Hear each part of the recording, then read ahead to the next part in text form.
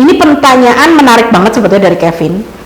Kadang itu banyak sekali lead yang masuk, tapi mungkin tidak sampai jadi ke showing, atau udah showing pun ternyata dia nggak nego dan nggak cocok dan kita nggak ketemu unitnya dan itu berlalu kan si klien, ya nggak?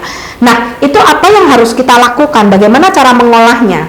Satu, yang pertama, ketika kita terima telepon atau kita terima lead atau kita terima apapun, jangan lupa untuk di label. Saya selalu pakai label, terserah teman-teman, saya selalu pakai CL itu singkatan dari klien sebetulnya, ya karena pendek aja. Misalkan Agus, klien KBP, oke, KBP-nya karena saya masih belum terlalu jelas di apa, tapi mungkin dia cari yang budget 2M, saya labelin 2M.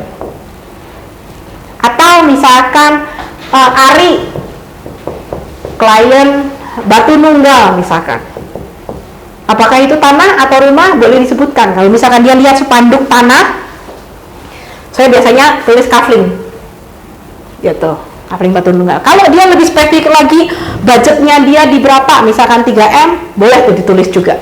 Nah ini sebetulnya step awal untuk mengidentifikasi si klien, itu yang pertama ya.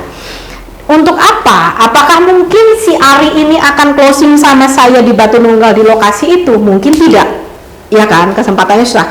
Tapi apa yang bisa saya lakukan terhadap si Ari? Kalau tiba-tiba, saya pernah kejadian waktu itu, beberapa kali saya pakai, tiba-tiba dari agen lain tiba-tiba masuk, atau di grup peragenan itu masuk spek yang memang murah.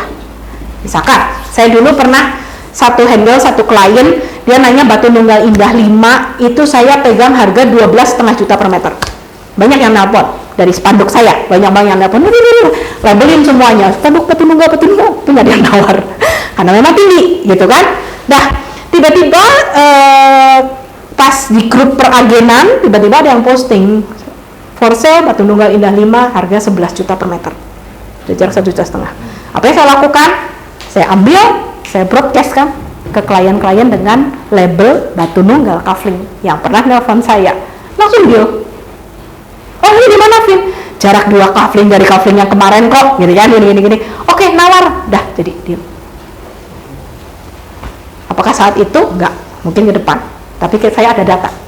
Atau satu lagi, saya juga pernah, saya pegang kafling Ratna Sasi, si klien bilang, aduh kalau ada Ratna Sasi murah, kabar-kabarin ya, gitu ya kan, biasanya oke, labelin. Terus tiba-tiba ada yang posting Ratna Sasi murah, langsung tinggal kasih, lihatlah showing langsung, deal. Nah itu juga bisa. Jadi jangan lupa di labelin, itu satu. Terus yang kedua apa ya, saya lupa. Bagaimana cara mengapa? Kadang-kadang ya, seringkali kejadian klien yang saya labelin klien tiba-tiba jadi owner, vendor. Dari mana? Misalkan save nih kan, save gitu, mungkin ada sempat WA atau apa, tapi ya sudahlah, udah lama berlalu, dia nggak jadi beli, ya it's okay gitu kan, kita jaga hubungan baik selalu. Nah saya selalu pasang Canva kan, karena saya Canva kita tuh kadang menarik kan, memang ya dilihat, banyak yang lihat, banyak yang window shopping di status saya.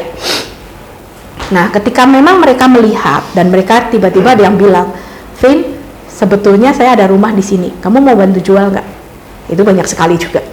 Saya kemarin ada follow up satu om yang dia bilang dia nyari buat anaknya di KBP. Showing mah enggak, belum. Dia cuma bilang, Santia nanti saya kasih ke anak saya. Dia bilang, oke. Saya kasih lagi yang murah kan, ada lagi kok Pak, ini ada barang baru. Ya nanti saya sampaikan ke anak saya. Oke, mau kapan showingnya juga saya nggak tahu. Tiba-tiba dia bilang, Vin, saya punya rumah di sini, kamu mau bantu pasarin nggak? Mau. Nah itu bisa, ya kan. Klien bisa jadi owner bisa jadi klien. Owner yang percaya sama kita bisa jadi suatu waktu dia cari lokasi. Saya lagi cari deh, kamu ada apa? Nah itu juga bisa. Jadi tidak pernah gini, selama kita menjalaninya dengan benar, selama kita menjaga hubungan baik, rezeki nggak akan kemana. Apakah itu mungkin nanti transaksinya 3 tahun kemudian?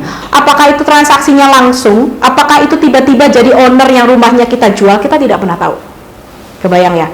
Di sini itu yang pernah, agen yang pernah jadi vendor saya adalah Ko Devin. Tahu Dev? Devin itu adalah owner saya.